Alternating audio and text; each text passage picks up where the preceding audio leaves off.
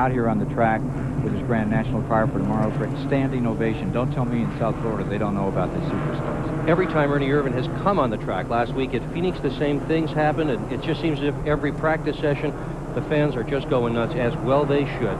Coming down, a complete 15 will be going back to green. Flagman Jimmy Howell about to put it on him. David Hutto up in front, the youngster, 18 years old, leads the field down. Denny Bagwell, who's set on the pole in second. Mike Swain in third. Partis in fourth, followed by Mackie Caudle as they come to the line.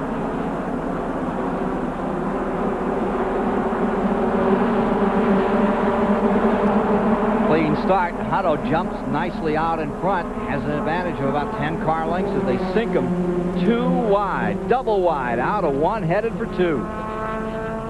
For just a moment, Dick Berger, and let's talk about what this series is, the kind of cars that are here.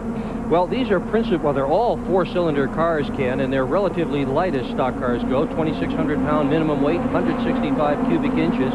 Lots of different varieties of brand here. Chevrolet has Berettas and Cavaliers, Dodge Daytona, Ford Mustang and Pro, Pontiac Sunbird, Grand Am, Sunfire. A lot of cars. And it's the one series where you can see some foreign cars. And we understand that Toyota in particular is interested in bringing a car into the series next year. And Nissan is also eligible to participate. So let it not be said NASCAR is only for American cars. They can come here. Of course, they might get beaten, too. So. Well, I understand. They've got some pretty serious plans, and some folks down here in Florida would like to get some of those entered in the series. Dave Stacy has dropped out of the race, and Randy is with him now. Yeah, no doubt about it, Ken. Tough break for you. 7th in points coming out. You're early out here. What happened to the car? I think somebody just got a little over anxious on the start of the race and got in the wall on the first lap, and something come off his car and got into our Hobart Ford. Yeah, we had trouble yesterday. We blew the motor, and what can we say? We worked all night. We had a good run going. We broke yesterday coming off 4 qualifying. Still had 6th quickest time of the day. And then for something like this to happen, it sure is a shame. It would have been nice if everybody would have took the time and went on down the racetrack. Okay, tough break. Tough for this guy. These people tow this car all the way from Ohio to Homestead, Florida for this race. Sorry you're out of it early. I didn't hear that. One more time. Sorry you're out of it. He's the guy that doesn't have much luck down here in Florida. Remember the last trip to Lake Lloyd before they put the wall up over there at Daytona? Oh, yeah, in Lake Lloyd. In Lake Lloyd, right in there. Remember Bay Darnell did it years ago and wanted them to rename Lake Lloyd Darnell Bay? But this guy's a real racer. You know, he's got a 6.5-month-old son, Jordan. You know where the first family portrait was taken? I'm sure in racetrack. Victory Lane in Volusia County Speedway. Oh, right. Bad luck for him today. He won that ARCA Pro Series championship race. Run by him. Junior Miller's engine, that looks like it may have popped. It may have slid him back. Remember, he was making a great run up in the front of the field. He was up to 10th spot, and he's sliding back at the present time. David Hutto, he's coming on pit road now. David Hutto in first, Bagwell in second, Partis in third, and B.J. Mackey in fourth. Now take a look at this. This is Larry Caudle in the points, and there is the 12 of Larry Caudle. And Hutto stays in this battle. They say he has a 7-point advantage in this championship run right now. And that's right now, and Caudle is slipping back, however, Ken. He's not having a good race. The car isn't running well, and he has got to get up there to capture his 3rd Dash Series championship. He's won it twice before, but you can see him sliding back. Indeed, that is the case. We now have completed a total of, 19 laps on the field, working lap 20 at the present time. What great pictures you're getting here from the Husqvarna car.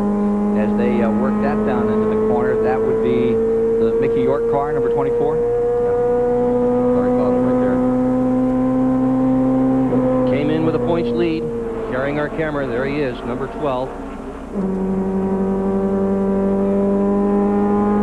He is slipping further and further back. Larry Caudle, 2nd in career wins in this series. He has won 34 times. He won 4 times in 1995. Appropriately, 2nd Hutto, who has won 5 times in 95. Caudle also won Daytona. Only Dodge in the field, and it looks like he's had some contact in the right front corner of that Dodge. Have to be another car. If he'd have tagged that wall, he'd have looked a little more scraped up than that. Larry Caudle in that Dodge Daytona, continuing his run at the present time. He's now in 10th position. Hutto is first. So the difference in points, Hutto 2.905. If it ended now to 2.891. ordinarily have long pit stops here in which they can work on these cars. Most of the adjustments you're used to seeing in Busch Grand National and Winston Cup, they can do here. All those same adjustments are appropriate. They do about the same things. Boy, Bagwell hasn't given up and looking for that next win, his third of the season, as he chases Hutto. You see him there. Hutto in front, Bagwell in second. And Hutto is trying to hitch up and haul and get out of this thing. He is flying. There's the pole sitter, Danny Bagwell, holding on to second and the remainder of that field into the back straightaway. Dave Stacy built that car, the guy that we just saw drop out, the fellow who was in the Lake Lloyd earlier. Good, strong racer out of the Midwest. And notice where they pit here. When they come in on the entry between turns 3 and 4. And that's a one-lane road. And you want to be real careful. Yeah, and we also had a speed limit on pit road today, 45 miles an hour. And the drivers were told in their drivers' meeting, you will be busted for speeding if you try it. Looks like Robert Huffman's having some trouble with a hood that's getting loose out there. We'll try to follow you up on that story. Robert Huffman having found good racer in this series. Going back, 4th place in pit roads in the point standings is on pit road right now. Let's get the story from Randy. Well, we're not quite sure, Ken, right now. They're going to go ahead and take the air cleaner off. They've shut the engine off. Like I said, 2 guys in the top 10 already having trouble here this afternoon. Probably has to do with these long straightaways. They wind up these 4 cylinders very high. They're going to go ahead and take the air cleaner off, check the engine problem, but they do not know as of now. Robert Huffman has shut it off. As we said, 4th in points with 26.54. We believe we have a blown tire on one car as well. We'll check into that. He's picked up 5 poles this year, but Robert Hoffman out of Claremont, North Carolina, in that White House apple juice car having trouble. And they have, they say the one car has blown a tire, and that's going to bring out another caution. We're into another yellow period as we watch car number 1 limping around the track, trying to find its way. There you see left rear down, and looks like it's not going to go well for Brian Weil out here. No, he is just beating that car to death with that left rear tire. Brian Weil in the number 1 car. Dennis Setzer also off the pace. This caution flag may be an opportune situation for him. It'll give him a chance to get into the pits and work on his race car as well. Brian Weil out of Indiana limping back to the pits, and Steve can tell us more. Ken, Dick, a lot of guys having problems on the racetrack. Number 82, Todd Hawks, plug wire went bad. Number 05, Doug Thompson, this is a cam belt.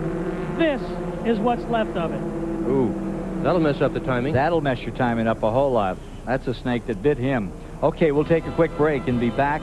24 are complete, getting down to the quarter mark in this Goodys Dash Championship finale.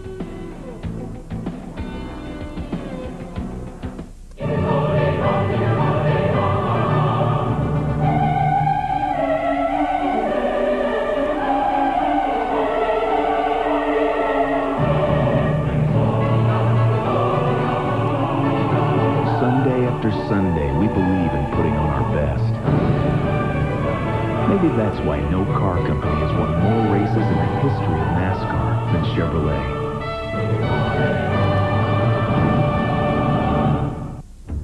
Robbery on the downtown plaque. Bingo! Bingo! Come on, Grandma! They don't stop for lights. You know, this job can be hazardous to your health. They don't brake for traffic. I say you guys are the best. Well, modesty prevents me. Well, no, it doesn't. We are the best. But beneath the streets, 2 cops rule the rails. Wesley Snipes, Woody Harrelson. I am getting excited. Money Train, rated R. At theaters, November 22nd. Oh, you didn't get tomatoes? Nah, I've been in kind of a rut lately. You know, I thought I'd mix it up a little bit. Whopper, no tomatoes. Change your pace. Exactly. Expecting a weave and you bob. Mm-hmm. They're thinking zig, use egg. Yeah. You're a bold man. The Whopper. It always tastes great because it's always fixed your way, with fries and a drink for just $2.99 every day at Burger King. So, you out of your rut? I believe I am. You're rutless. Enough with the ruts. You've been ejected from the Rutmobile. No ruts, no glory. Nobody else has it. Only Headline News has the sports sticker. Continuously updated scores from college to the pros, even while the games are in progress. Headline News sports sticker. This fall, you'll always know the score. Toy Weekly says it's unbelievably hilarious. People magazine says it makes Ren and Stimpy seem as tame as Muppet babies. It's Space Ghost, Coast to Coast, and it's only on Cartoon Network every Friday night at 11. If you don't have Cartoon Network, call your cable operator.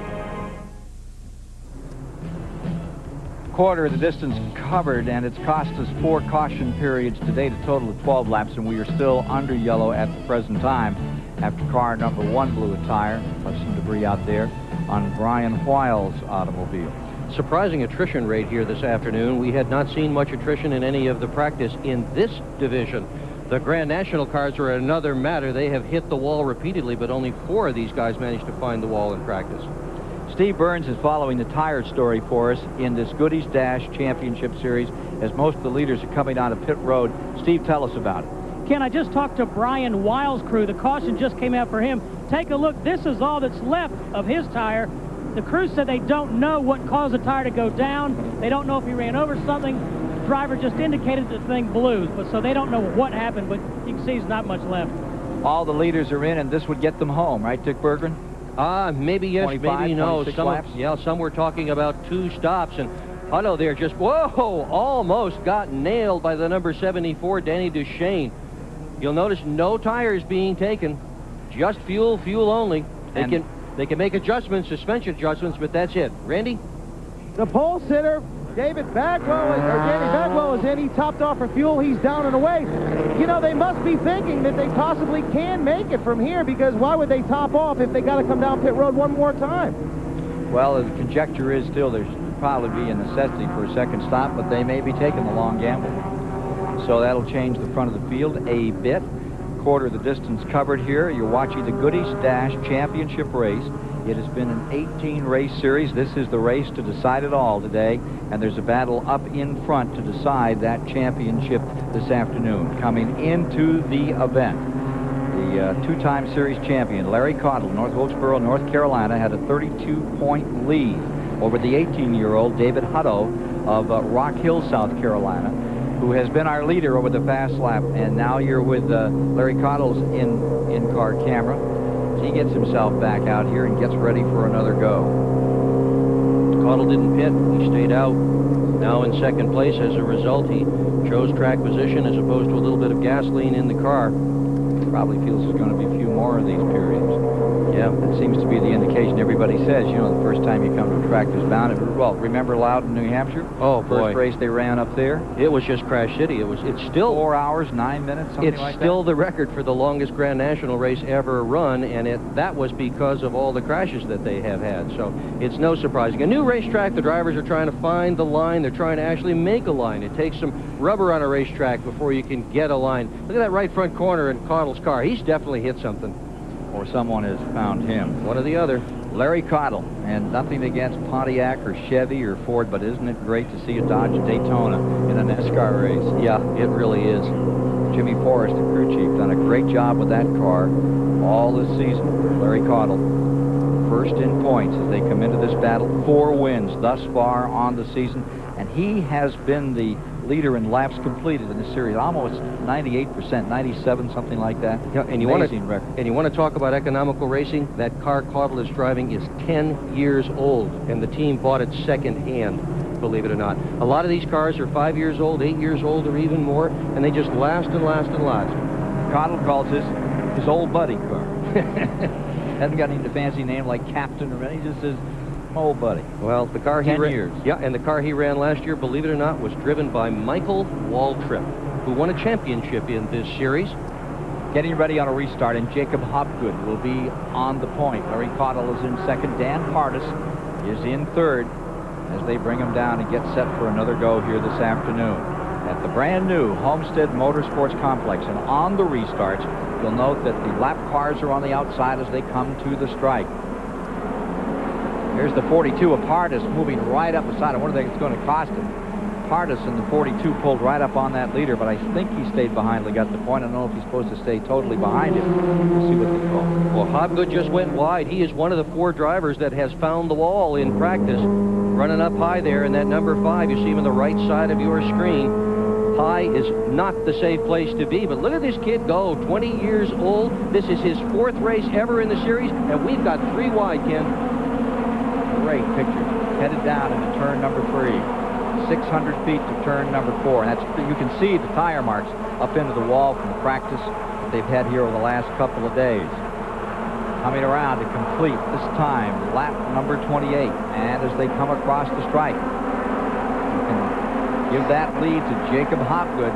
Stayed out there. Cottle staying in that second position. Here's 97 making a move. Stuck down to the inside. Beneath the 00. And here he goes for second spot. Hutto on the way. He's just not backing off on this one. Nor is Cottle, staying right with him. I don't think these young kids, these 18-year-olds, know much about backing off. They are all very much on the gas. They don't seem to have any fear at all. That's B.J. Mackey in the 11. You were an old modified racer, did you? I was a young modified racer, and no, I'll tell you, at that age, I didn't want to get off the gas either. And there is a lot to be said for youthful courage, and all these kids who are 18, 19, 20 years old have it. It's Grand Racing in the Goodys Dash Series, deciding it all here today for their championship round. Here's the 28 down to the bottom, and Mike Swaim Jr. He stays right in this hunt. His father, a two-time champion. Swaim running in 10th spot right now. His father is spotting for him today, standing on the roof and telling him where he ought to be. And I'm sure at the old Junior Johnson roll, go to the front. Yeah. Mickey York in that number 24. What a story he has been as part of this series. He's really been one of the stalwarts in the Goodys Dash Series. Dennis Setzer, he's behind the wall, and Steve Burns is with him. Dennis Setzer is out today. Dennis has 2 Busch Grand National wins. What put you out today? Well, the Telton's metal product Ford was doing real good, but had a little engine problems there, but the chassis was great, and I appreciate the opportunity to drive for him. Dennis, you'll start 35th tomorrow in the Busch Grand National race. What do you think of this facility and this racetrack? Oh, it's awesome. You know, it's built for the racer. It's got the on ramps, the off ramps, the wide pit road. Just an awesome place. Okay, thanks, Dennis. Best of luck tomorrow. Crenshaw and York back there in 10th and 11th spot as you watch the number 24 and the 07 at it and hard.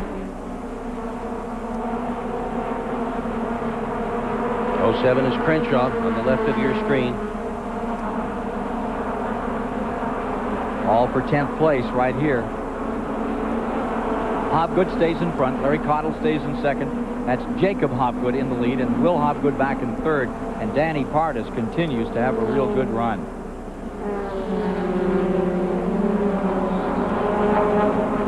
Mickey York has gone off the pace and is on his way to the pits. He's the 92 Series champion on pit road.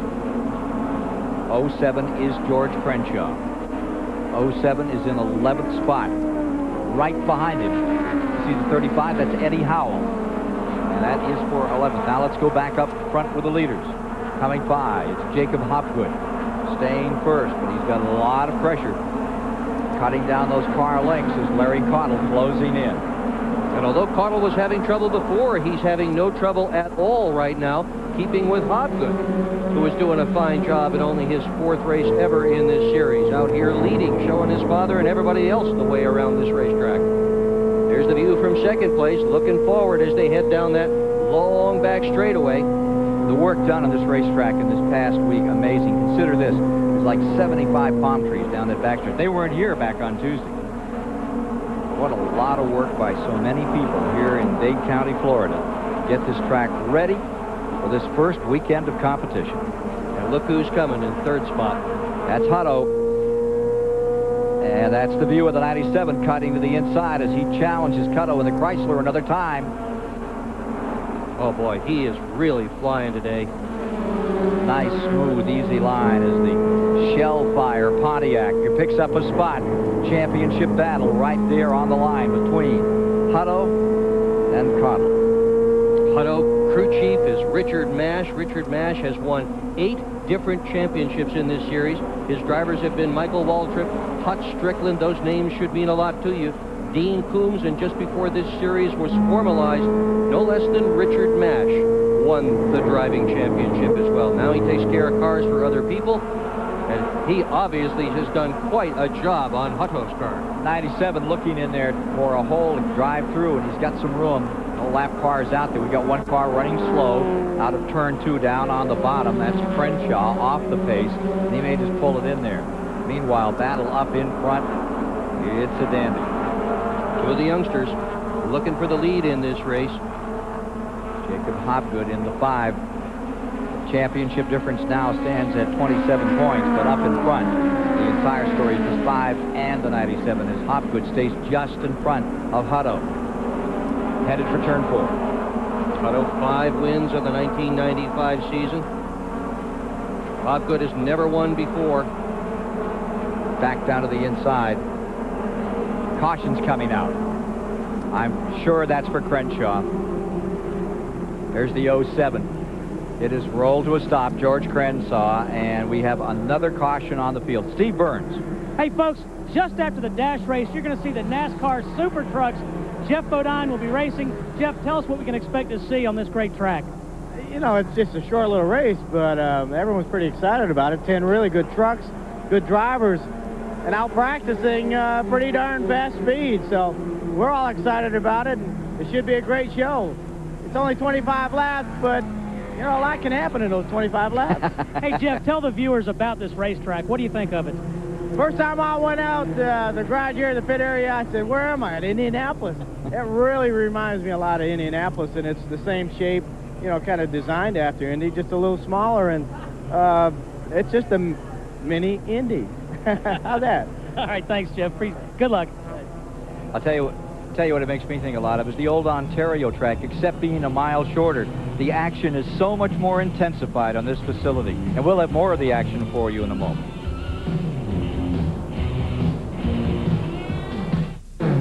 Why do the most serious car enthusiasts choose Auto Week every week? Because for a true car lover, once a month simply isn't enough. Auto Week has the latest news because it's a weekly. You can stay up on top of everything. If you love cars, you should be subscribing to Auto Week. Call this number now for our special TV offer. Auto Week will give you information on new models that really isn't available anywhere else. Auto Week readers are the real car experts, and Auto Week helped them to get that way. I'm into going racing with my buddies, and Auto Week gives us information to talk about before it's old news. Anything with wheels, Auto Week has. Call now and get 52 issues of Auto Week for only $19.95 and 85% saving off the cover price. That's 52 issues of the car news you need for only 38 cents an issue. If you're as serious about cars as I am, you've got to be reading Auto Week. Call now for our special TV offer, just $19.95 a year. Auto Week. For a true car lover, once a month is not enough. If you only had time for one car magazine, Auto Week would be the one to read. Call now. At Chevrolet, we're not just out here winning. We're testing suspensions, developing more powerful engines, and learning more about aerodynamics. Because if you want to bring more race-winning technology to the street than any other car company, sometimes you have to work weekends. That's genuine Chevrolet. 3 out of 4 new car radiators are made of aluminum, lightweight aluminum, as thin as the top of this can.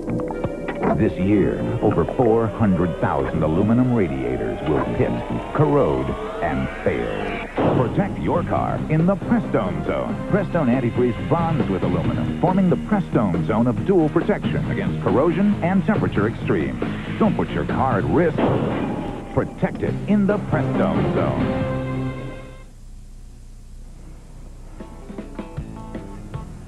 And welcome back to Homestead, Florida. Hey, if you want a neat place to look at a race, this is something left over from Biscayne Boulevard. They used to run there. They had those pits, and they had these very nice suites right up over the pit area. You could keep track of things.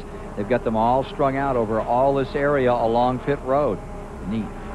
You're seeing Mickey York, and he's finished the day in car number 24, the Cobra Electronics Pontiac, being rolled away for the 1992 Goodys Dash Series champion. Bad day for Cobra Electronics folk who really hoped to have a good race. 27 series win. They thought Mickey had a good shot at 28. Yeah, he really did.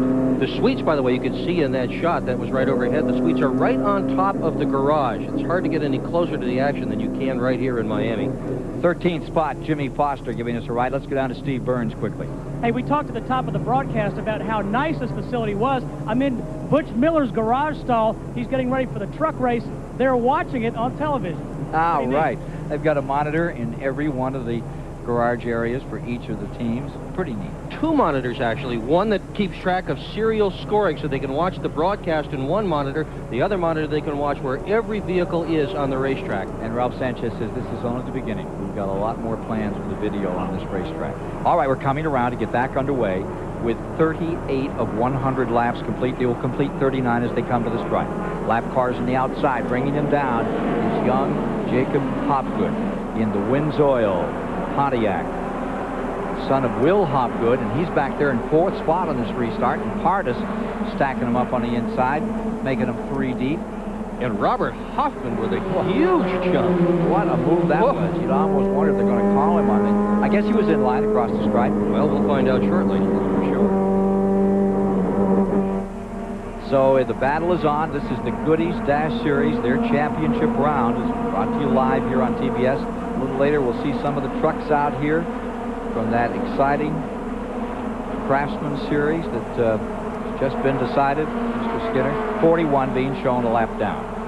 41 a lap down from there. Yeah, he's being actually shown more than that. He's several laps down. 12 laps. Yeah, he had that long pit stop earlier with the hood up, and he's trying to gain some laps back. 97 and 5. Hutto and Hopgood. Jacob Hopgood continue their struggle. Bagwell has moved around Cottle and picked himself up 3rd. Cottle drops to 4th. And I tell you what, Cottle is dropping back. Here's Will Hopgood moving around. Pardus moving around. Cottle's Chrysler slipping back in this field.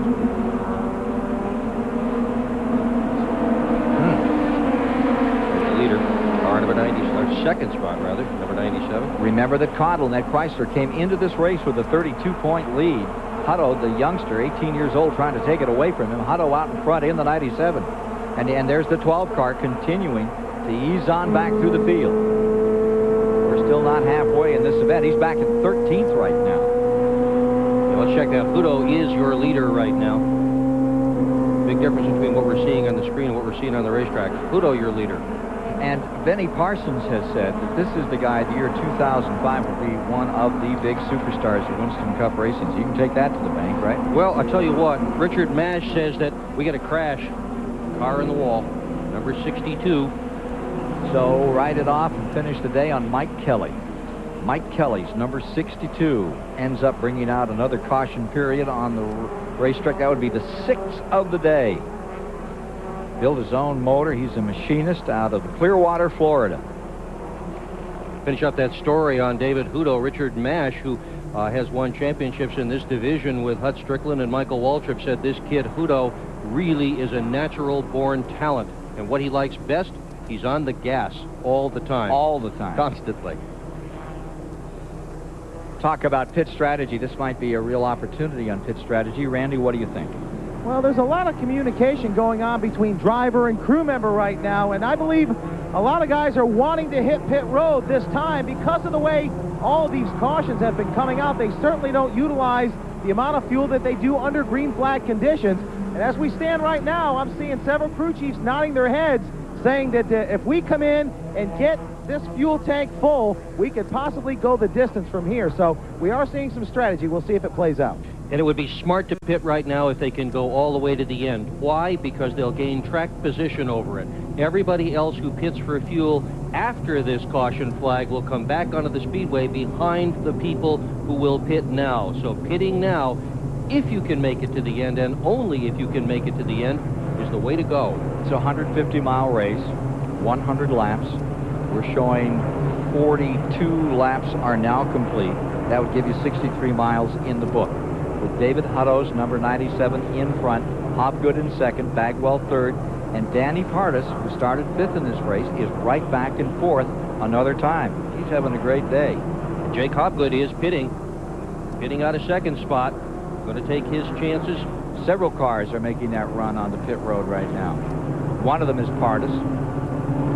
So you may have hit it right on the head, Dick Berggren. They're taking the big gamble right now, and Randy is waiting for the 5 car running in 2nd place as it came onto pit road, Jacob Hopgood. Randy? Well, no question about it. That's the strategy. They feel like they're going to get enough caution flag laps that from here on in they can go the distance. They get enough fuel in. So Hopgood is in the 5 car. These guys, only 2 crew members, matter of fact, go over the wall. One's a catch can man. They dump fuel in that car. The 30 car also win. This car only has 3. Oh, Hopgood stalls the car, leaving pit road. One crew member pushes, the 30 car leaves as well. They're having trouble with Hopgood's car. Ooh, could it have been bad strategy if he doesn't get the car started again? That could be a real toughie. Still not firing that wins car. What a shame. This guy comes out of the... Well, he was in second spot. He had been leading. They still don't have that car fired. Oh, ultimate disappointment. There it goes. It's underway.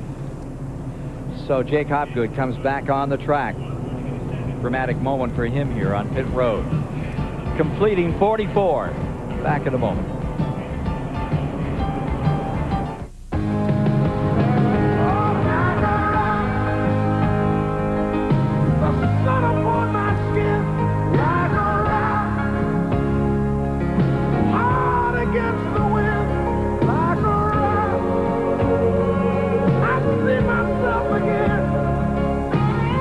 No automotive company has won more races over the last 30 years than Chevrolet.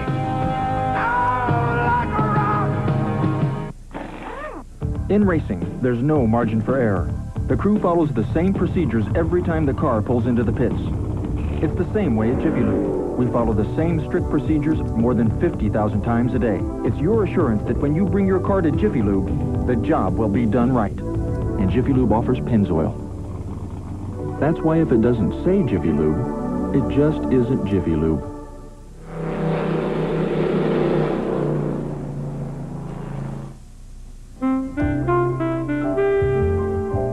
Up there all night, man, it's always just been me and my music. The last thing I ever wanted to worry about were my dentures. I switched to Fix-It-In, so now I know I can start playing at 6 p.m. and swing set after set straight through the dawn. Fix-It holds stronger, longer than any other cream, even after 12 hours. You tell me I don't have to worry. That's like music to my ears. For a stronger, longer hold, Fix-It and forget it.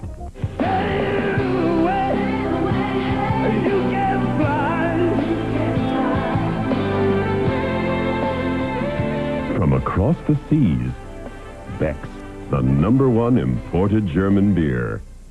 Shake it, no dandruff. You've got Selsun Power. Brush it, no flakes. You've got Selsun Power with Selsun Blue. Doctors recommend it #1 over all leading brands. Dandruff problem? No way. You've got Selsun Power. Back once again at the new Homestead Motorsports Complex. The story is Larry Cottle. He's been back on pit road another time. Came into the race today leading in the point championship by 32. And now he's making a second stop on pit road.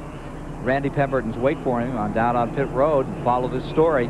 Well, they got the car full of fuel last time on pit road, but I thought they were going to come back down just to make sure that they took every opportunity to run every caution lap and keep filling this car up. But actually, they've got a busted right front fender. You can see aerodynamically he's hurting there a little bit. Jason Forrest, the crew chief, went ahead and put some tape over the right front. That'll help the air on the go over the hood, and they're just going to take their time right now. But as they fill it up with fuel, if anybody's even close, they might be able to go the distance, whereas somebody else might run out with a lap or so to go. Well, the graduate of Appalachian State University down in Boone, North Carolina, brings this car number 12, the Dodge Daytona, back on the track. And they hope that repair is going to put him back up here. But he's got a long way to go because David Hutto is well in command of this race with car number 97. We'll be getting a restart this time by. This would be lap number 46 as they come to the stripe. And that championship would swing in Hutto's favor right now by 42 points. So Cottle, who came into this race with the point lead by 32, that's how much it switched off here, Dick. Cottle really has some work to do. And I hope they're not radiating that information to the drivers, because if there are, their stomachs are going flip-flop this afternoon for sure. Larry Cottle, two-time champion, five-time runner-up in this series, trying for his third championship, and an 18-year-old leading the event, trying to take it away. And at age 47, Caudle knows that he does not have many more opportunities to be a champion in any form of racing. Come now, for a gentleman of your age, I'm surprised you say that. Racers run out of the ability to race and to go fast, and everybody knows that. Caudle certainly knows it. Hudo, on the other hand, at 18 years old, he's got a chance to win a lot of championships. He's going to race forever. He probably will. Danny Bagwell is back to second spot. The kid that set on the pole at 122 miles an hour. He's turned up that torch a little and put that number 10 car back to second place. B.J. Mackey is third, and they still are running 3 wide down here in some of the banking of turn 3. Meanwhile, we'll just follow these leaders. Ooh! 1 car in the wall. Hard. Oh! The 28 car. That's Mike Swain. Crash coming off the corner. He's collected another. And we've got 1 spinning coming down across the line that may take the fence, number 45. Big trouble for John Redmond. He was able to stay off the wall, but I bet he slid 600-700 feet. 4 cars involved, and it all began when Mike Swain, running right with that lead pack, he was in 4th position, bounced it off the wall in turn 4. Wait till you see this one again. And whoa, what a ride. That could have been a whole lot worse. There were a lot of drivers that had a chance to run hard into other cars as they were spinning through there, and these drivers did a wonderful job in preventing what could have been an incredible disaster. B.J. Mackey involved, Ed Howell, Redmond, and Swain. Now take a look. He comes all the way, touches the wall right there, and I mean, he didn't touch it. He grabbed a piece of it. That turns him back around, and then the fun begins. Right in front of everybody. B.J. Mackey, who was having such a great race in that number 11 car, right up there, running in 4th at that time. He gets caught. You see the 28 digging down on the bottom. Just that was freshly sodded a day ago. They're going to have to redo that one. Mike Swain in big trouble. A lot of lucky racers on this one. A lot of lucky racers. This could have been a really rough crash. There's David Amick out of his car and walking away. And Ed Howell. Let's go to Mackey's pit right now. Ken, I'm with Mark Blessings, who is B.J. Mackey's crew chief. We're standing right in front of B.J. Mark, what is he saying? He's just trying to get the car cranked right now. We'll get around and see how much damage we got, see if we can get it back out there. What is he saying about the condition of the car and what happened on the racetrack? The 35 car just got a little wild, I guess, on the restart, and then, anyway, they got up into us and spun out. I believe the cars may be okay. I don't think we've been a rear end or anything. We didn't hit the wall or any contact real hard. We just lost a tire, so I think maybe we can get it back out there. Okay, thanks, Mark. Thank you. First car in the wall was the Ed Howell car. We may have said Swain. I take a correction on that. It was Swain that first collected the wall, and the red number 28, that came along, and was Mike Swain got very lucky that he didn't get torn up more on that long slide down the main straightaway. So they clean up the debris from this one, which has been the 7th caution of the day in this Goodys Championship Showdown in Florida. Saturday night, Harlem Heat has the moves. Sister Sherry has the style. Will the Blue Bloods have what it takes to win the Tag Team Championship? WCW Saturday night, 6:05 Eastern. Turn to TBS. Why do the most serious car enthusiasts choose Auto Week every week? Because for a true car lover, once a month simply isn't enough. Auto Week has the latest news because it's a weekly. You can stay up on top of everything. If you love cars, you should be subscribing to Auto Week. Call this number now for our special TV offer. Auto Week will give you information on new models that really isn't available anywhere else. Auto Week readers are the real car experts, and Auto Week helped them to get that way. I'm into going racing with my buddies, and Auto Week gives us information to talk about before it's old news. Anything with wheels, Auto Week has. Call now and get 52 issues of Auto Week for only $19.95 and 85% saving off the cover price. That's 52 issues of the car news you need for only 38 cents an issue. If you're as serious about cars as I am, you've got to be reading Auto Week. Call now for our special TV offer, just $19.95 a year. Auto Week. For a true car lover, once a month is not enough. If you only had time for one car magazine, Auto Week would be the one to read. Call now. In the NFL, there's a forbidden zone, off limits to TV cameras. Till now. Find out how the Cowboys and Vikings prepared for a Sunday showdown. Don't miss 6 Days to Sunday. Premieres Wednesday at 8. An NFL on TNT special. 3 out of 4 new car radiators are made of aluminum, lightweight aluminum, as thin as the top of this can. This year, over 400,000 aluminum radiators will pit, corrode, and fail. Protect your car in the Prestone Zone. Prestone antifreeze bonds with aluminum, forming the Prestone Zone of dual protection against corrosion and temperature extremes. Don't put your car at risk. Protect it in the Prestone Zone.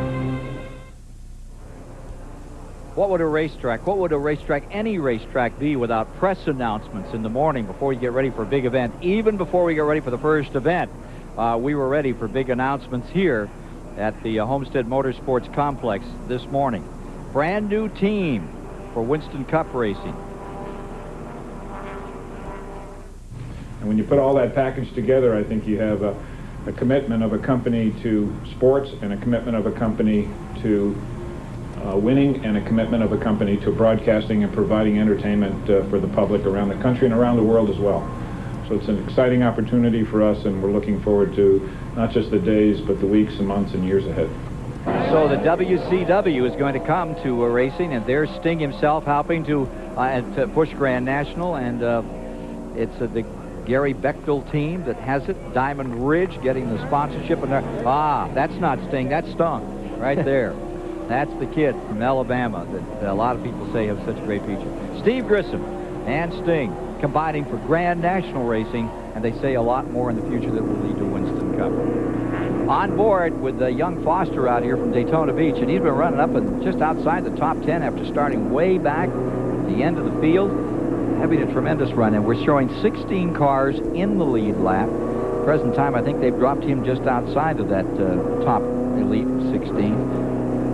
I beg your pardon, he's in 4th. I'll take that right to the 4th position and say congratulations, Jimmy Foster, 9th position. Couldn't believe he'd gone that far up. Hutto in 1st, Bagwell is 2nd. That means, let's see, we've got, according to the NASCAR scoring, Will Hobgood 3rd, then Foster, followed by Leatherwood, Moore, Jenkins, and Pardis.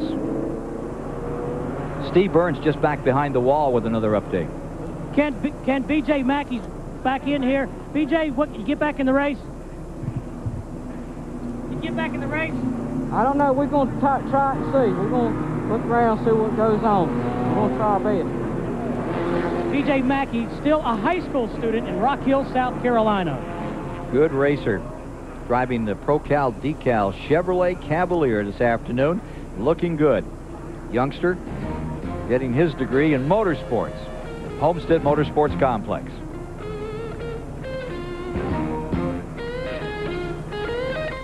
Everybody was sandbagging, but it was no use. The floodwaters bring more than destruction. They bring the unexpected. We lost everything. The volunteers go home and it's just you, throwing away your memories. Floods can strike anywhere, anytime. I never thought it could happen to us. The National Flood Insurance Program can help. We can't replace your memories, but we can help you build new ones. For facts on flood insurance, call your insurance company, agent, or this number. 3 out of 4 new car radiators are made of aluminum, thin, lightweight, and under tremendous stress. This year, over 400,000 aluminum radiators will hit, corrode, and fail. Protect your car in the Prestone Zone. The Prestone antifreeze bonds with aluminum, forming the Prestone Zone of dual protection against corrosion and temperature extremes. Don't put your car at risk. Protect it in the Prestone Zone. Arm yourself with a different kind of protection. The first odor-eliminating antiperspirant with baking soda. Arm & Hammer Deodorant Antiperspirant. None of these antiperspirants are like it. Only Arm & Hammer has a patented baking soda formula. The baking soda actually absorbs and then eliminates odor, instead of just covering it up. That's the difference. And it keeps you dry. So arm yourself with the only antiperspirant that eliminates odor with the power of baking soda. Arm & Hammer.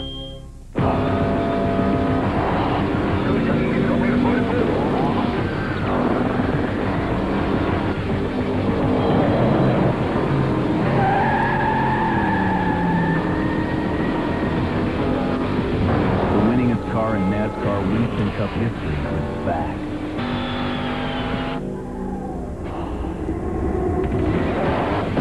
Introducing the race-modified Chevrolet Monte Carlo. Under the colors at the Homestead Motorsports Complex here just south of Miami, Florida. 60,000 seats, all being filled up this weekend. Folks came a little late on Saturday, but they're all here now. Take another look at what has brought out the 7th caution of the day. Well, big hit into the wall, loses control of that number 35 car. That's Edward Howell. And you can see the window go flying around. The number 11 is B.J. Mackey, the 17-year-old high school student. And the thing that is amazing is look at the traffic thread their way through these spinning cars. That's Mike Swain, the 28. Did an outstanding job. His dad, his spotter today up on the roof, called that shot and called it well. Earned his money, didn't he? Yes, sir. Yeah. All right, ready to go green. The situation is this. They'll be coming through to complete 53 laps with Hutto, the 18-year-old, trying to win his first championship. Cottle in trouble. He's on the tail end of the lead lap back in 16th place. He came into this event with a 32-point lead, all gone away right now, and he's just holding on, hoping to get things straightened out. He's made a couple more pit stops. Here we go. Hutto, Bagwell, and Duchesne, 1, 2, and 3. Well, 3 wide back there, trying to get into the first corner.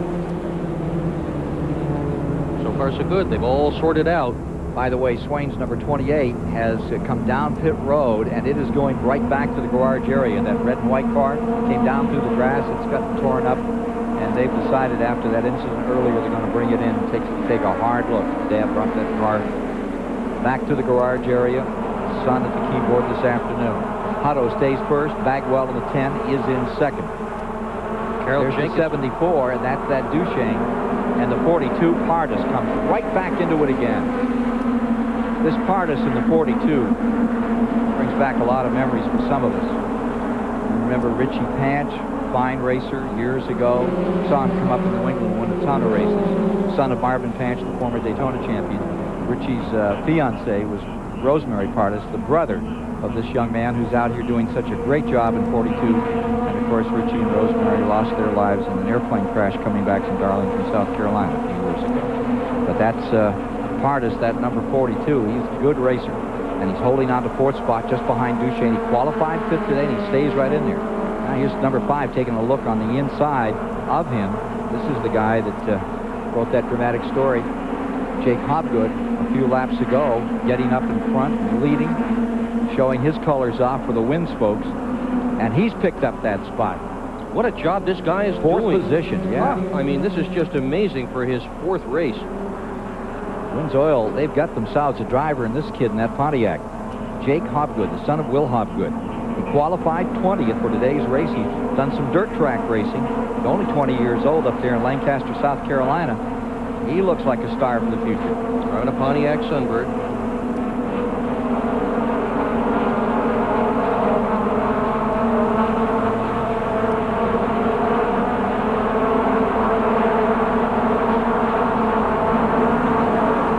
Foster now off the pace. Slowing down is Jimmy Foster's car. Yeah. Look at this coming in. Look at this battle for the lead. Hutto in the 97 has it. Bagwell looking for it. Bagwell, your pole sitter, pole winner. He did no sitting. 122 miles an hour. That's not sitting. That's standing on the gas. Foster on pit road. Been up in that top 4 this afternoon. The Pepsi-Cola car. And now he's coming back in. He was in 6th spot when it looked like the motor might have gone up. It just slowed, headed for turn 3, and he's eased it on into the pits. Good run, though, for this kid. I believe that's his first super speedway performance. Again, a graduate of Legends Racing. And he has given that some run. He started well back in the field today. You wouldn't have known it from the way he was running. Good run for Danny Bagwell also. He is the 2nd car on your screen right there, that number 10. He has 3 career wins, 2 of them in 1995. You're an animal lover. Among his crew are Kate and Justice, a pair of boxers who he keeps tied in the garage area near the car. He says their responsibility is to argue with the officials when things go wrong. Oh, that's the kind of arguers you want, right? That's right. Someone who will bark and maybe bite if necessary. All right. 97, Hutto. Very impressive today, young David Hutto. two-time national go-kart champion. A lot of these folks have come here from go-karts. They don't start right in these dash cars. They run go-karts for a while, and then they move up. Boy, he's sliding that car around those corners, David Hutto. David Hutto, what would it mean to you at this young age, 18 years of age, to come out on top in the Goodys Dash Series? It'll mean a whole lot to us. I'll be the youngest driver to ever win a championship in NASCAR, so we got a lot to shoot for. We haven't got a lot to lose, you know. We won 5 races this year. Hopefully we'll make it 6 in the championship. That's his story. But the 5 car's got another story. Jake Hopgood, who was having such a good run, came up off of turn 2, and he slapped the wall over there. You see him coming around now, but he's brought out a caution. He banged it pretty hard. Well, he sure proved he wasn't afraid to be on the gas, and he just nailed that turn 2 wall coming out. 2 factors here on this track. Number 1, they're getting a little oil into the thing. Number 2, this fine Florida sand. And of course, they've done so much construction, no matter how hard, and they have concentrated in the past 2 days to try to get this track surface free of that. You can't do it. It keeps blowing in, and I think we're going to see more of this as the weekend progresses. That's a bad break for this Jake Hopgood, who's having such a good run. He really gave that wall a shot. Looked like the car might even come to a stop there, and he picked it up and kept going. He got it going again. The other factor, Ken, you look in the inside and you see that yellow rumble strip. Well, they're supposed to stay on the racetrack side of that rumble strip, but the fast way to get in the corner is as low as possible, and some of the drivers have complained that they have seen other drivers get into the grass and kick out some dirt onto the racetrack. Now, one of the things that's happening with all these cautions out here this afternoon is with this rate of attrition, and it's high, continuing to develop, it's a break for Caudle. Again, Caudle came in today 32 points behind. There you see those rumble strips. Well, he's back up to 10th. He was on the tail end of the lead lap, and as they keep off knocking off cars like Foster, like Hopgood, it's a big break for Caudle. He may get back to where that 32 points will play for him and carry him to the championship. If Hutto wins, Caudle will have to finish 6th to win the title. If Caudle has to finish 6th, take that title back. He's 11th now, and look at this stream of cars heading on to pit road, including David Hutto and Bagwell. Completed 59 laps at this point. Let's go to Steve Burns, who's going to be waiting for Hutto as he brings that number 97 down to it. Ken, I just talked to Richard Mash, the crew chief. This was a good break for David Hutto. He said, we need to make one more stop, and as you can see, they're just taking fuel only. Okay, there's the story there, the 97 in for fuel. 10 cars in, Bagwell in that 2nd spot. Fuel only on these cars. Get them back out there. That's about what everybody has done today. They do have wedge bolts, and they can change things around on these pit stops a little bit, but almost no one has touched their car. We'll take a break. We're up to 60 laps of the 100 to be run in this 150-mile race, and be back with more of the championship decision maker in the Goodys Dash Series for 1995. You want them? CBS has them. Movies for guys who like movies. One big, bad, in-your-face movie every Sunday night. This Sunday, I win. An alien bad guy must be stopped. And Dolph Lundgren is just the cop to do it. I come in peace. You want them? We got them. Movies for guys who like movies. 7 Eastern Sunday night. Only on TBS. This part of the brain controls the subject's emotions. Hey, get off my lawn! This part controls hunger. Hey, you gonna eat that? This controls sexual impulses. This controls rational thought. Why would I buy a 32-bit system for $300 when I can get a 64-bit Jaguar system for $149? Atari Jaguar 64-bit, $149. Knock it off! 3 out of 4 new car radiators are made of aluminum, thin, lightweight, and under tremendous stress. This year, over 400,000 aluminum radiators will hit, corrode, and fail. Protect your car in the Prestone Zone. Prestone antifreeze bonds with aluminum, forming the Prestone Zone of dual protection against corrosion and temperature extremes. Don't put your car at risk. Protect it in the Prestone Zone. Oh, isn't that cute? What? You guys are like the three bears. You're double Whopper, Whopper, Whopper Jr., Bing, Bang, Boom. I'm hungry, so what? Well, nothing just sort of struck me as funny. So what are you saying? I'm like the mama bear? A Whopper value meal for any size appetite, starting at $1.99 every day at Burger King. That's getting your burger's worth. Hey, baby bear, you gonna finish those fries? Yes. Ooh, somebody needs a nap.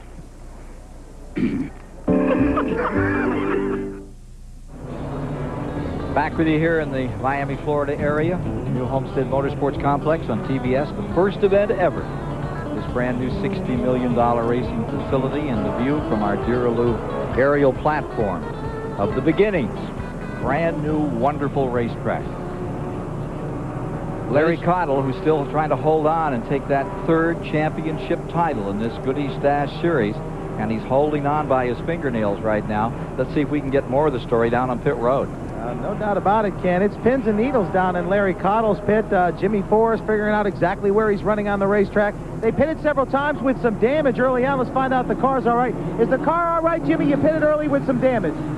It's just minor damage on the right front where he got in some debris on the first lap. He's fine. We got fuel to go all the way. We're going to try to take this thing home for the championship. Okay, you heard it. They can go the distance, and a lot of the leaders just pitted, so they're back up towards the front. 62 of 100 laps complete as we get down to decide this one today in this 100-lap distance. And let's take a look at the cars up in front. As you look at Larry Cottle, he came in leading in the points. Now, Pardus, Dan Pardus from Daytona Beach is up in front. That means that Will Hodgood is in second. Daryl Murray just pitted. He was in third, and Carroll Jenkins pulled in.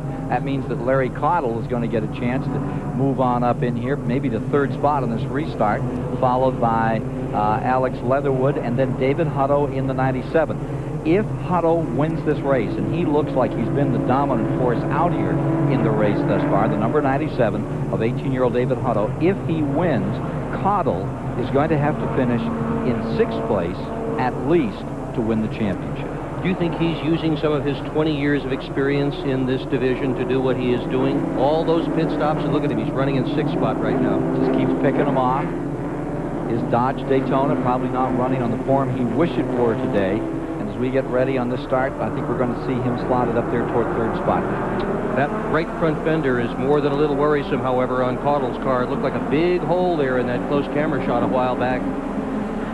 That's not going to help him. 120 miles an hour, you need a whole car cut through the wind. And the 97 makes its break as well. You see it pulling up. Here comes the Cottle car. And the 97 went 3 wide on that restart to pull himself down. They may black flag him for jumping on that start. Oh, what a story that's going to be. If they bring in the 97, that may be the word right now for jumping that start as he comes after Cottle. The 18-year-old getting a little over anxious. He passed on the left. And that's a no-no, and they're going to be taking this spot as well as all the way back to 14th position away from him. That would put him in a real bad spot. It was a great jump, but it was too much. He took him on the left side. So the 97 Hutto, who started in 5th, moved himself quickly around and looked like he was in 3rd. That's going to be discounted, we believe. So let's go down and check with Steve Burns. Ken, this team is really disappointed. Richard Mash is with us, the crew chief. Richard, what did the NASCAR officials say to you? We passed on the left. They changed the rules, and we got to come in, make a stop, and go. So there's the word. They've gotten it down there from the NASCAR officials. It'll be a stop-and-go start, and it could stop Hutto's effort in his challenge to win this championship and take it away from Larry Cottle. We'll see. And he's going to have to maintain speed on pit road. He can't go flying down pit road to do that stop and go. 45 miles an hour. He exceeds it. It's going to be another stop and go for him. Here comes Hutto. Hutto pit road. We might want to take a look at what it was that brought this stop up. He's coming in for a stop and go penalty here. Maybe we can show it to you on that start where the 97 made that run. Take a look here, Dick Berggren. See him on the inside in the black car. That yellow and blue car just in front of him. Yeah, and here it comes. Pass on the inside before he got to the flag stand. So that's going to be the penalty marker that's just put him back on the track, but taking him out of that lead pack and put him all the way in the tail end. He's still in the lead lap, though. Well, Still now on he's the lead praying lap. for another caution. That's what he needs real bad to get in this race. Yeah, he does, because he is going to be way, way behind. He's about 3/4 of the racetrack behind the leaders right now. But take a look at who's out in front. Dan Pardis, Daytona Beach, number 42, in the Jim and Judy racing car. Jim Gardner used to hang around with Elmo Langley for years. We've seen him as a security officer down at Daytona some. Loves racing. And he was able to put together a team in this series. Look Whoa! at Pardis. Right, little dirt tracking out Right there. out How about sideways. that? Oh, he almost lost that thing. Throwing a lot of weight to the right side of that car going through the corners, and here we go. Number 30, Will Hobgood. And what a story there. Hobgood now in the lead. That is a backup car. The car that he had planned to race here today. He crashed it twice. He crashed it in practice. He crashed it while he was trying to qualify. This is a loaner from Ed Howell. He had 3 laps in this race car before today, and those 3 weren't good laps. The engine was skipping. This morning he was in the garage area just shaking his head saying, well, we've done some incredible things before, and that's what we have to do today. And this is incredible. From the back of the field all the way to the lead in a backup car. 67, 68 complete this time by Pardis, holding on, drafting nicely with Hobgood. And Will Hobgood carries him down into turn 1. Pardis looks to the inside. Wow. Not there. Remember Jake Hobgood doing so well earlier in this race? That's Dad, number 30. So it's one Hobgood after another in the lead here today. You got the Leatherwood folks out there, and of course the Huttos and the Swains. Family racing for sure in this Goodys Dash series. There's a lot of family to it here. There really is. This is not an especially expensive kind of auto racing. There's Larry Caudle there still trying to hang on to that points lead. And trying to keep Donnie Duchesne right there behind him in the number 74, running in 5th spot. There's the point situation at the present time.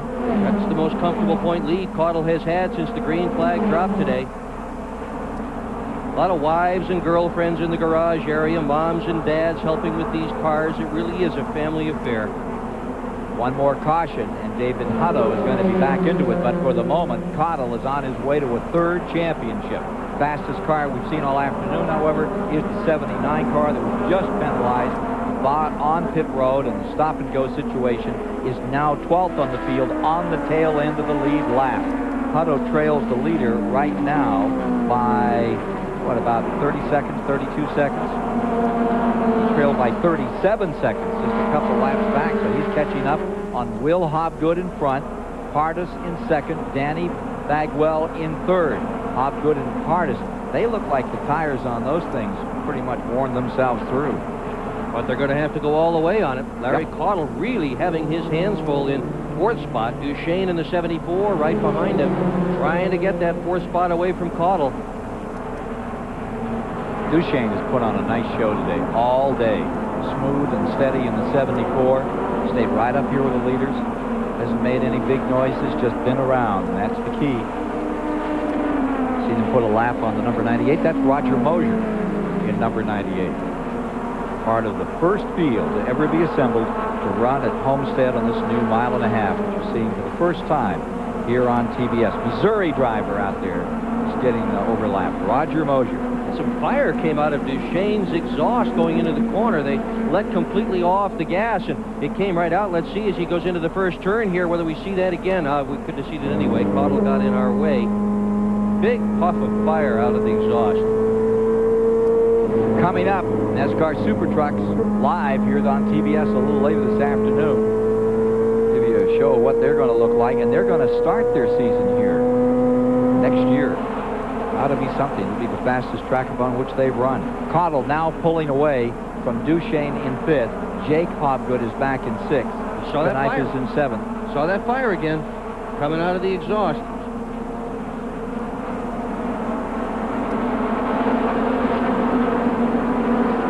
Bagwell. Here's Bagwell closing in. Number 10, Bagwell. Moving in on Will Hobgood. Pardis falling to 3rd. You have Hobgood in front, Bagwell in 2nd, and Pardis in 3rd. That number 30 is your leader, Will Hobgood, for the moment. After winning the pole, Bagwell said the most important thing here is to have a good rhythm.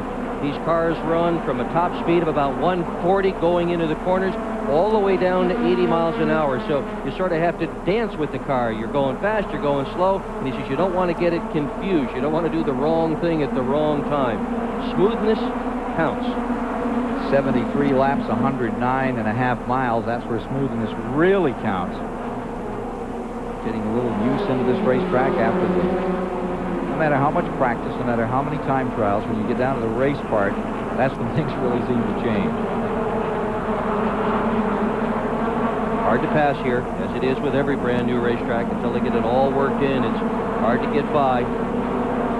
Will Hopgood in number 30 had that great win at Daytona in the 1995 Daytona 200. Pretty much started the season. Here he comes, continuing to move it on.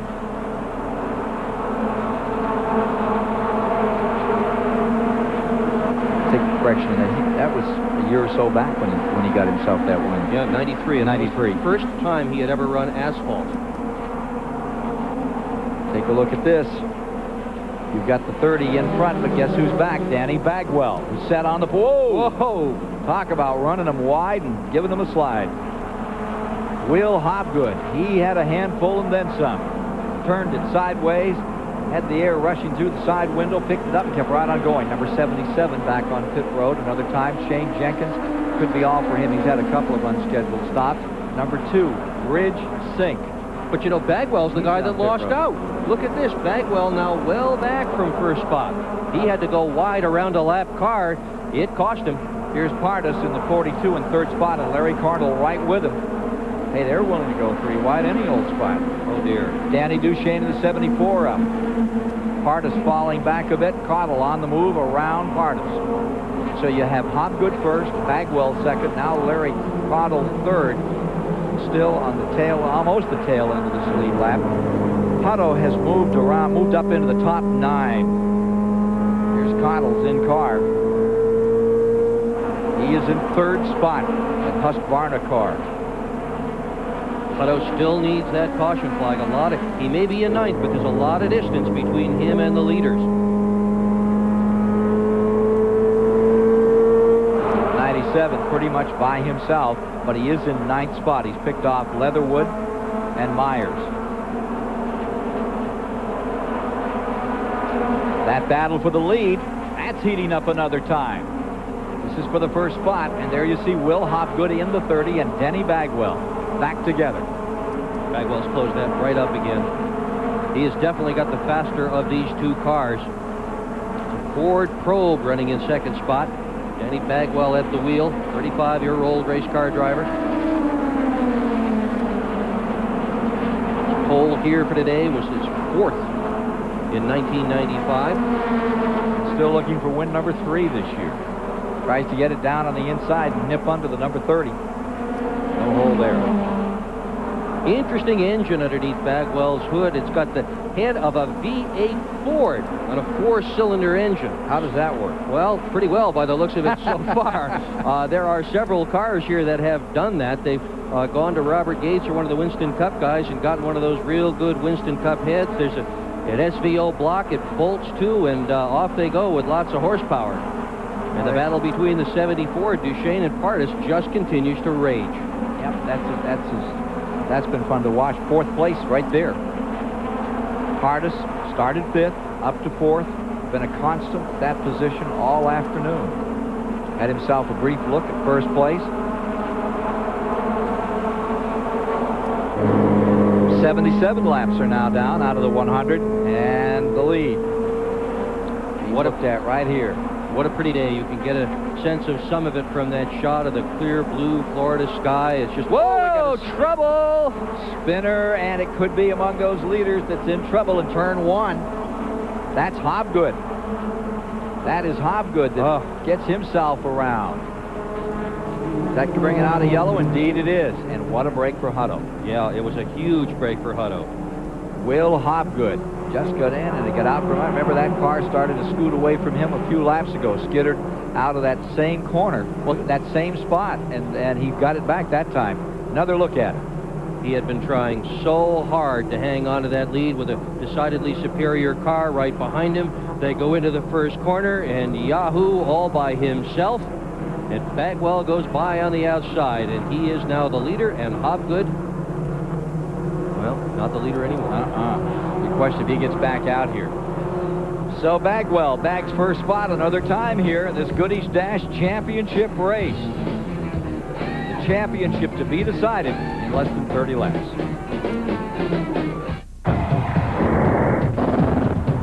At Chevrolet, we're not just out here winning. We're testing suspensions, developing more powerful engines, and learning more about aerodynamics. Because if you want to bring more race-winning technology to the street than any other car company, sometimes you have to work weekends. That's genuine Chevrolet.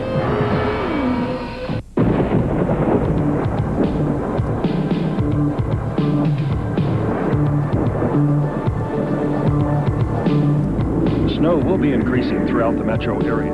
Heavy thunderstorms with possible strong winds and hail will be moving to the east. When you want to do it yourself, but you don't want to be under the weather, let Jiffy Lube change your oil with Pennzoil. Jiffy Lube, the world's most experienced oil changers. That's why if it doesn't say Jiffy Lube, it just isn't Jiffy Lube. I'm Dave Clark. I'm a big eater. Now tell the court where you were for lunch Tuesday. I was eating a Wendy's Big Bacon Classic combo. You know, quarter pound of fresh beef, 3 strips of bacon, cheese, toppings, biggie fries, and a drink. Sounds like a big meal. Did you finish it? Every bite. Really? Well, Liar! liar! The court. Isn't it true it was too big for you? It was too big! Get off the stand. Wendy's Big Bacon Classic Combo is only for big eaters. It was too big! Don't let this happen to you.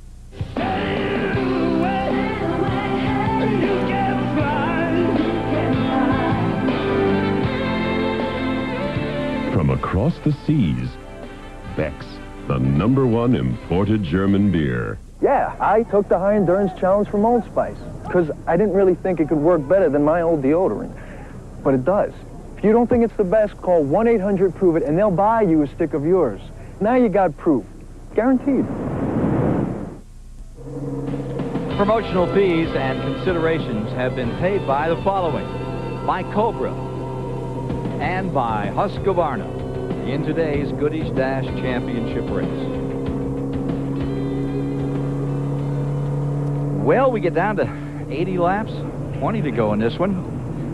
And Randy can tell us more about what happened to that car number 30.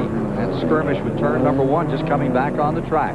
The story. They're discussing whether or not how many tires they get and how many they flat spotted. They've already come on pit road and changed 2 right side tires.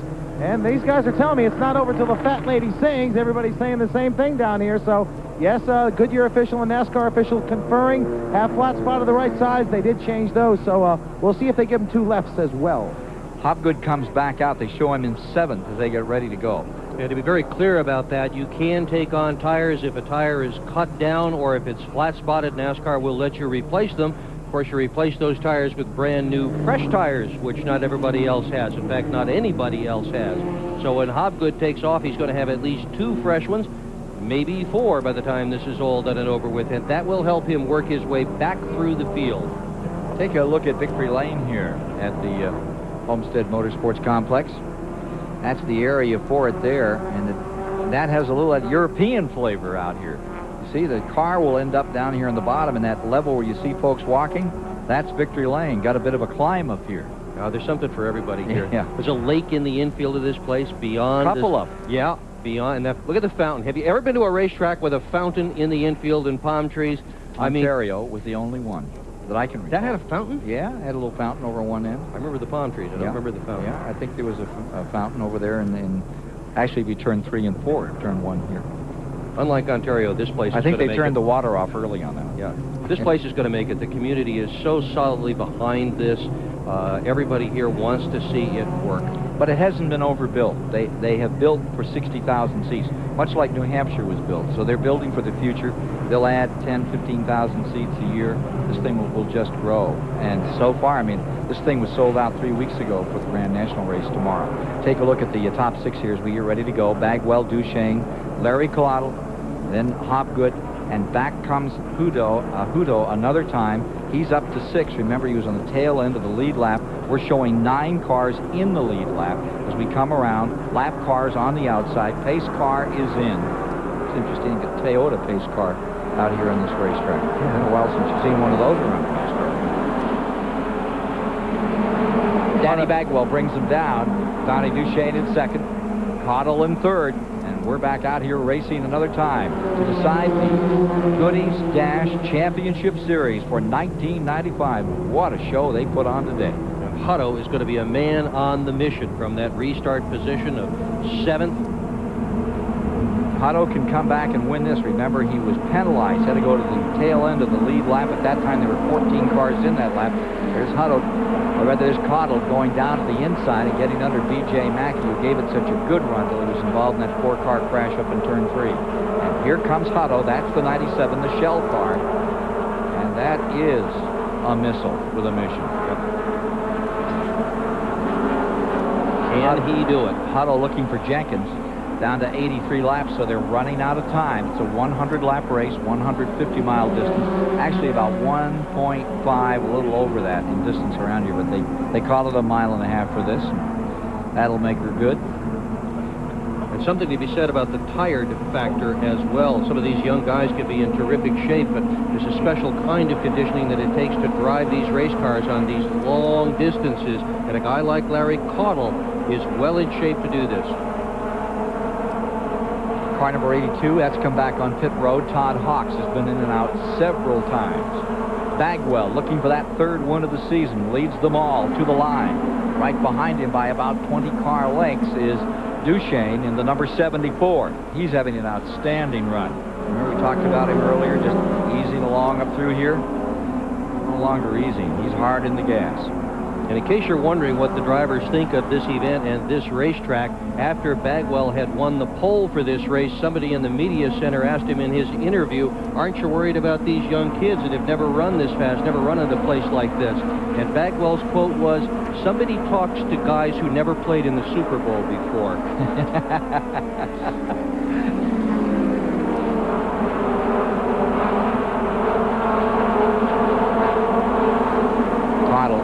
In the 12, that's your 3rd place man. Hobgood right behind him in 4th.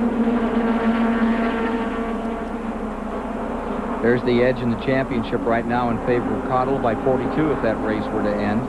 Remember, if Hutto can come back and win this, and he led and dominated so much, Cottle has to be 6 or better to take the title.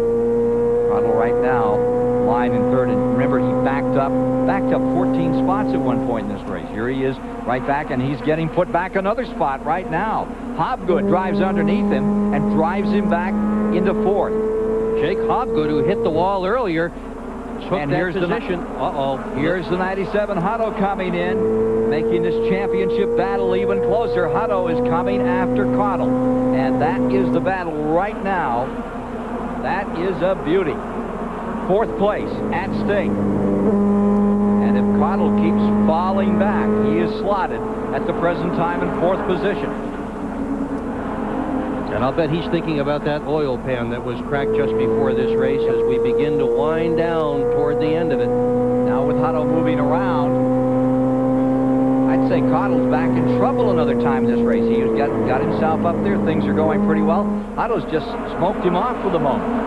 Cottle has run hot and cold all day. He has been very fast, and he has been passed repeatedly by other cars. He appears now to be in the I'm being passed mode. What a job by Hutto, though. Had to come all the way back after that penalty. Duchesne now being challenged by David Hutto. Duchesne in 3rd spot, number 74. Good night.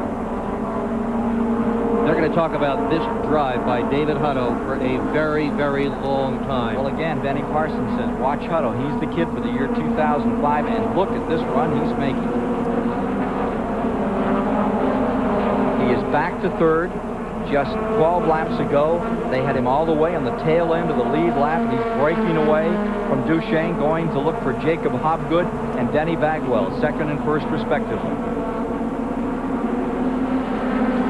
Coming to you live from the 1.5 mile Homestead Motorsports Complex here in the greater Miami area. Cottle threatened again. And this is the one that can cost him. Here's the lead. That 11 car is B.J. Mackey, and I think he's a lap down. He is a lap down. B.J. Mackey being shown in 16th, lap down. Wow. Wow. Whoa. Take a look at Jake Hobgood under Denny Bagwell. That's for first place. And in case you're wondering, Hobgood really did a job to hang on to that thing. 88 laps complete of the 100 to be run.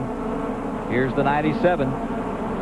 Still bearing down on those leaders, Hobgood and Bagwell. And someone was on the radio to Hobgood and said if there's anything more in there, unload it right now. I don't think there's anything more in there than he just showed in that corner. That car was in a barely controlled collision all the way through that pass.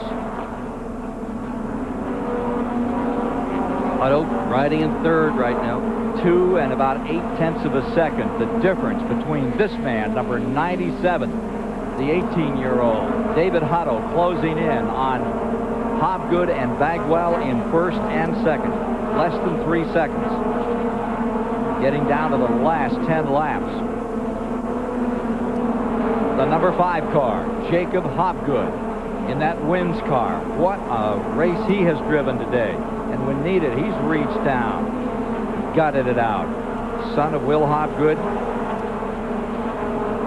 There you see that third car on your screen is the 97. From that Duraloo camera up in the sky gives you an idea of the interval over those top 3. With a lot of distance to make up and not much time in which to do it. Hobgood, Bagwell, Hutto 1, 2, 3, Duchesne 4th, and Caudle stays 5th. And the key to this race, even if Hutto pulls it out and wins, if Caudle is in the top 6, he will win his 3rd Goodys Dash Championship. So he's praying that nobody else finds him out here. Carroll Jenkins could play a big factor in the 1995 Goodys Dash Series. Carroll lies in 6th spot, just behind Larry Caudle. Gets you an interval between that 5th and 6th place car. It's, what, 11 seconds? Well, that favors Caudle then. Gee, the way he's backed up, and as was pointed out by Dick Berger in Stock Car Racing Magazine a few moments ago, he was up for a while. He was running well. He cleared out the field. Then he backed up. Lost about 14 spots. He's gathered it back up, made another assault, and now he's being reeled in by those cars all in the lead lap, of which there are 8. Knipe lying in 6th, as we're being told. Will Hobgood back there in 7th. Look at Jake Hobgood, who has opening additional space between himself. We've got trouble up in turn 3. Smoke pouring out of one of those cars, and that looks like it's George Crenshaw. George Crenshaw has gone up in smoke. Good night, about $15,000. George Crenshaw right on the pit road. No caution out. He got it down on the inside. Still no sign of a flag. 92 laps have been completed. Stays yellow. Hobgood, Bagwell, and Hutto, the 1st, 2nd, and 3rd in this Dash Series Championship finale. The number 5, the wins car of Jacob Hobgood, stays in front of the number 10, Denny Bagwell. Duchesne in the 74, back there in 4th. And right now, in your championship update, Larry Caudle has a 22-point swing in his favor over Hutto as we get down to decide it. 47-year-old versus an 18-year-old. Incredible. Championship. Yeah. This is incredible. Hobgood bouncing it off the wall in practice, bouncing it off the wall in the race, and look at this. He's leading this thing, and Bagwell doesn't seem to be able to do a thing with him. Last time out, he was up there at Hickory, North Carolina, his kind of racetrack. He got a 3rd, and he's doing just magnificently on this 1.5 miles. And through traffic. And he's 20 years old. All right, now we're into the final laps of the event. As you watch Hobgood trying to stay up on top. Bagwell closed in that traffic. It is not over by a long shot. Bagwell in 2nd spot, looking high. Nothing doing up there. Got to catch him coming off. Yeah, Bagwell said you can't pass on the outside. We'll see. Bagwell fell back there about 2 car lengths. Putting a lap on Roger Mosier. He gets into the corners very, very well, Bagwell does. Very smooth, using up every bit of the racetrack. 9 cautions, folks. 7 lead changes among 5 drivers. Car number 2, it had a wild moment out there, but it's now on pit road. Ridge Sink. He's down on the track coming down the main straightaway, and they may have to get a caution out to get him in. He's running very slowly to the start-finish line. Meanwhile, here's your battle up in front. Uh-oh, trouble. Oh, Caudle. Caudle spinning. There's your points leader in trouble. He has tagged it. And the liquid underneath tells the story. This could be the end of the championship run for Larry Caudle, and his chance to win the Goodys Dash Series may be stymied right here. Dashed by trouble out here on the track. Caution is out for him. We have 8 cars in the lead lap if you put him back on the tail end of the lead lap. And if Hutto can pull it off, that would decide it in favor of Hutto. Let's take a look at what happened to Caudle out here a moment ago. Down the home straightaway, heading for the first turn. Dodge Daytona looking good for the moment. Uh-oh, there it is. Goes away. Yep, that's the engine. Most likely place for an engine to blow up that way, a catastrophic failure at the end of the straightaway when the driver lifts off the gas to get on to the brake. Caudle lifted off the gas, and kaboom, that's all she wrote. End of engine, end of championship.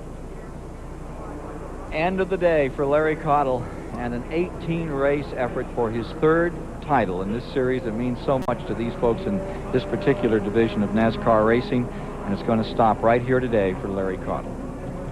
He gave it such a good run and gave us 2 exciting periods in this race as he pulled it back up through. For sure, we'll try and get a word with him. Climbing out of his car, what a heartbreaker, but a veteran. He said this happened before. Oh, and you can see the pain in his face. Husqvarna's got a great driver in Larry Caudle. Nothing to be ashamed of, nor does Dodge Daytona in their efforts in this, and just sits himself down beside the wall and waits for a ride home. A champion one moment and a hitchhiker the next, Larry Caudle. You don't need a caption for that picture. There it is. A look from the in-car, from Caudle's view of his finish.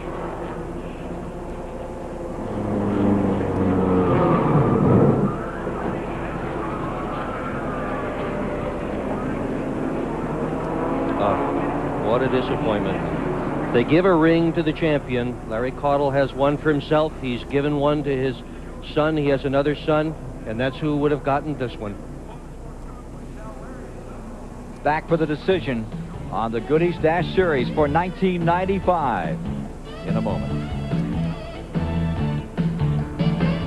Saturday night, Harlem Heat has the moves.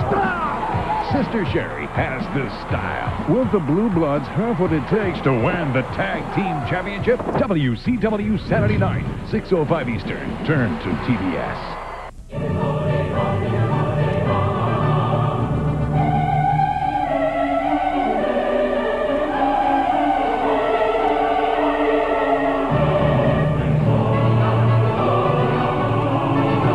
Sunday after Sunday, we believe in putting on our best. Maybe that's why no car company has won more races in the history of NASCAR than Chevrolet.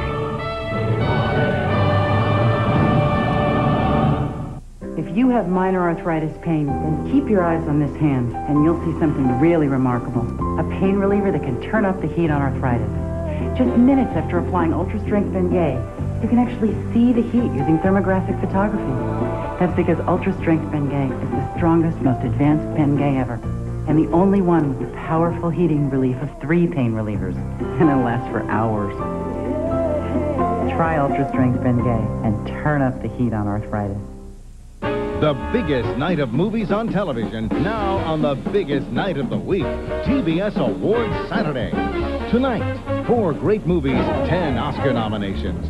The touching true story, Mask, Matthew Broderick, War Games, an all-star cast, American Graffiti, the powerful drama, Sex, Lies, and Videotape. The biggest night of movies on the biggest night of the week. TBS Awards Saturday, 8:05 Eastern, tonight, only on TBS. Dark day for Larry Caudle out here, but there's a silver lining up there for Hutto, the 18-year-old, and there you see it right up over the grandstand. Here you see Hutto in 3rd spot. right now he's got this championship won. But, hey, Cottle had it won here until a moment ago, and the car erupted going down into turn 1. And there's still this battle within the race. And Hobgood is first, Bagwell is second, David Hutto is third in the shell car. So let's see how we're going to resolve this. Last 3 laps, couple of laps coming up right now. I think we're just about set to get green. Unofficially, we're up to 98. I think we're going to get a lap of this race back to green to decide it. This ought to be some sprint. And Hutto doesn't want to get over anxious out here and throw the reins away on that number 97. He could throw the championship as well. And the lights are out on the pace car. Yep. Here we go for all the marbles. About half a lap away from a start.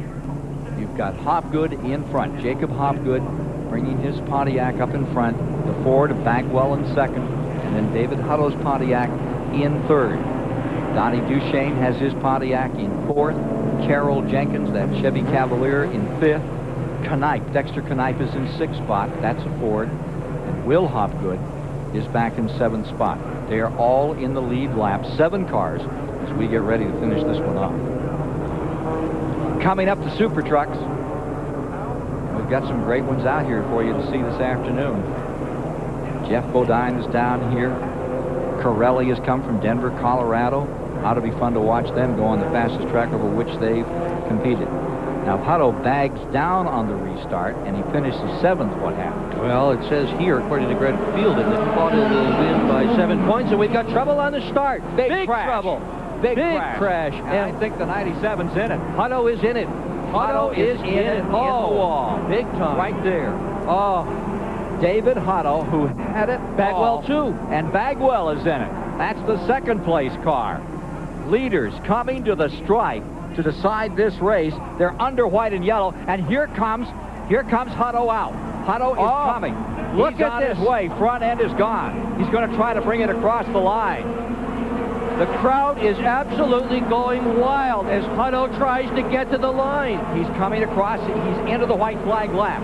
Leader is coming around. Down to the stripe to decide this one. Front end completely gone, but he keeps it running. He gets it into the last lap. Field under, yellow and caution to the stripe. And it will be Knipe across the line in first. What a wild finish to this one.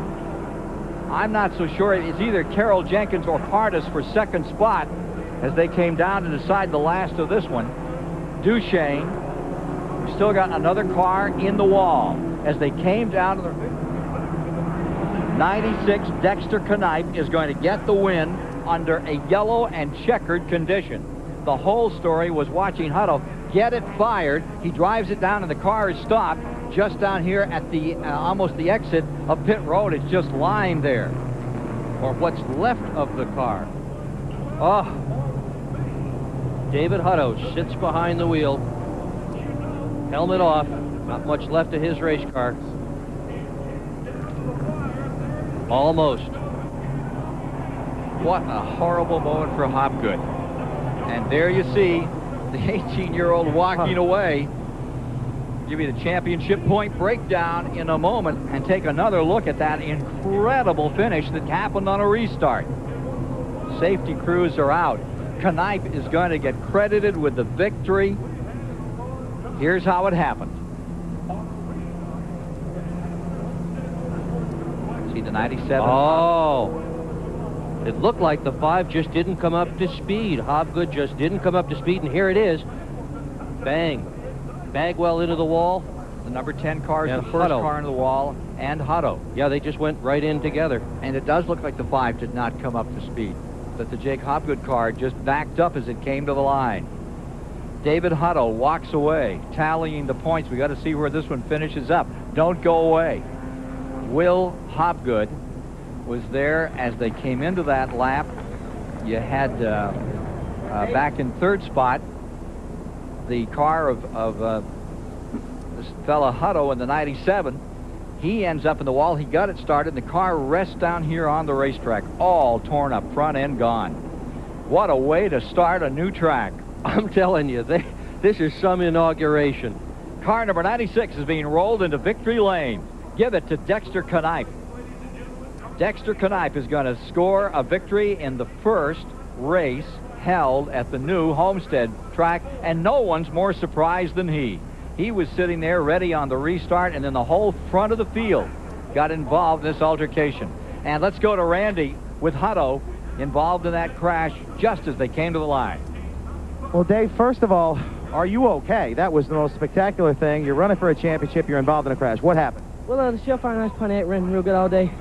Didn't do as good as we wanted to in qualifying, but with the help of ETD and Shell, Gateway Shell, we did a heck of a job. Hopefully put on a good show for them, but sorry for the crew, and I don't know where we'll come out in the points, but we might get them next year. They're still adding up the points, obviously out of breath. What happened in the wreck?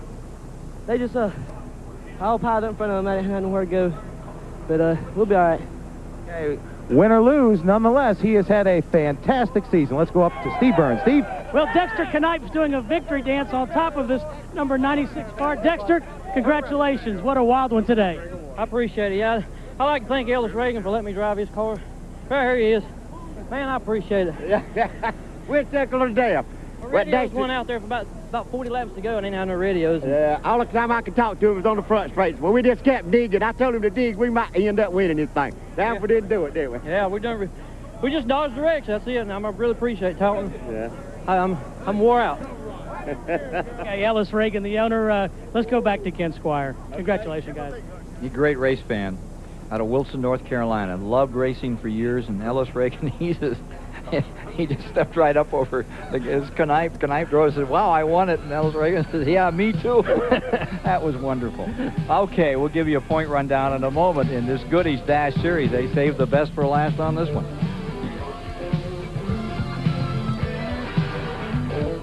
You want them? CBS has them. Movies for guys who like movies. One big, bad, in-your-face movie every Sunday night. This Sunday, I win. An alien bad guy must be stopped. And Dolph Lundgren is just the cop to do it. I come in peace. You want them? We got them. Movies for guys who like movies. 7 Eastern Sunday night. Only on TBS.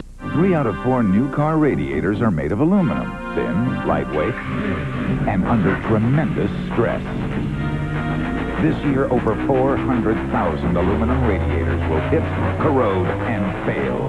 Protect your car in the Prestone Zone. Prestone antifreeze bonds with aluminum, forming the Prestone Zone of dual protection against corrosion and temperature extremes. Don't put your car at risk. Protect it in the Prestone Zone. The human face, a landscape, difficult terrain where certain hairs grow taller, longer. Introducing a revolutionary 3-stage shaving system, Braun Flex Integral. The first foil removes short hairs. An integrated cutter shaves longer hairs. Then the second foil completes the job. New Flex Integral, for Braun's closest shave yet. Braun, the world's most recognized shave. We're back with you at Homestead, Florida. There's Dexter Knipe, the winner, the surprised winner of this race. Dan Pardis of Daytona Beach gets himself second spot. Carol Jenkins in third. Donnie Duchesne in fourth. Will Hobgood fifth. Davis Myers in sixth. And they're still trying to figure out where Hutto finished, and that'll decide how the point battle comes out. They're over there in a big mix match right now, trying to decide how that's going to go, and we'll get to that in a moment. Right now, let's get to Randy. Well, moments ago, Larry Cottle was dejected, sitting against the wall in turn 1, figuring you lost the championship. They're still calculating the points, but you're still in the game. Oh, well, I'll tell you, as beat as I am, the heat, I've never had the heat bother me that bad in that car. We couldn't get any air in it. And to beat all, the hose going to my water jug evidently was out of it, and I didn't have any water to drink during the race. That's the hottest I've ever been. What were your thoughts sitting up against the wall, knowing at that point that it appeared the championship had slipped from your grasp? I said I did it again. Last year we were so close, and this close again, and, you know, I'm still feeling we lost till I hear the word, but we gave Husqvarna a heck of a ride. I know they'll be disappointed, but, man, what a race. No question about it. And this team, boy, they are just holding back their enthusiasm, but they are hoping that they have just won another championship. So well, see when it comes out. Randy, yes, the word we're getting from NASCAR is that Hutto is in 9th. That's the immediate word. And there's much discussion going on about this right now. But if that were true, if Hutto finished in 9th today, that's going to give Cottle this championship by 12 points. Incredible. So that's where we are for the moment. And we're waiting for further word, and the discussion is still going on. Take a look at Hutto trying desperately to get across the line. NASCAR is now considering moving Hutto to 6, which would leave Hutto and Cottle in a tie. Oh, whoa! I see he picks front end's gone. I mean, yeah, but he picks up a lap doing this. Yeah, that was the smartest thing he could have done. Yeah, that's the key. They're cleaning up the track from this wreck before we can start the truck race here this afternoon. They're trying to get sand and debris off the track, and then we'll get this truck race right underway. What a dramatic finish, and the discussion is still going on. This was so reminiscent of 1976 Daytona 500. Richard Petty, David Pearson coming down for the win at the very tail end. They both crashed, both tried to get the cars to the line. Pearson drove his across for the win. Wow. And Richard just kept grinding that thing, and it wouldn't turn over. Couldn't get it started. Turned the wrong way to the line. Yeah, crew was out there trying to get him across the line. But isn't it great to see so many faces that you haven't seen before, and they all speak well, and here's this young man, 18 years old. It's a big deal for him to win a championship, take it away from Larry Cottle. We'll come back and get him next year, and Larry Cottle is saying, you know, I was really hot, and I'm disappointed that, 4 or 5 time runner-up. Great bunch of people. That 18-year-old young man is so cool and so smooth, it seems as if nothing rattles him at all. He has been that even-tempered all the way through all of this whole deal. Hey, while we're waiting and still trying to get more on this and cleaning off the track, the super trucks are getting ready to come out here, and the guy that won the first championship in this series is one of those invitational racers who are here this afternoon. So let's go down and meet Mike Skinner right now. Ken, the 1995 Super Truck champion, Mike Skinner, sitting in his truck. Mike, first of all, great season. Thank you very much. We had a lot of fun. What do you expect out of this racetrack today, and did you watch what just happened here in the dash race? Nah, we didn't watch a whole lot of it. We was in there watching some of it on television, and those cars handle a lot different than these trucks do. We're using this as a test. We're trying to figure out how we want to come back here. You know, we throw a basic setup under the truck, and we're just going to see how it does. You know, hopefully we can get 7, 8, 10, maybe 15 green laps to find out what it's going to do and how the tires are going to hold up. But I'm looking forward to it. It'll be fun. Mike, what do you think of the racetrack so far and the facility in general? I really like it. It's a good racetrack. You know, a lot of people slip. You just have to really respect it getting in the corner. It's real easy to overdrive this place, and you know, I hope we don't get caught up doing that today. Best of luck, Mike. Let's go to Randy Pemberton, who's with a driver on the comeback trail. No doubt about it. He's off the mend and on the move. He dominated a Winston Cup race a week ago before falling out. Ernie Irvin, sitting in your truck.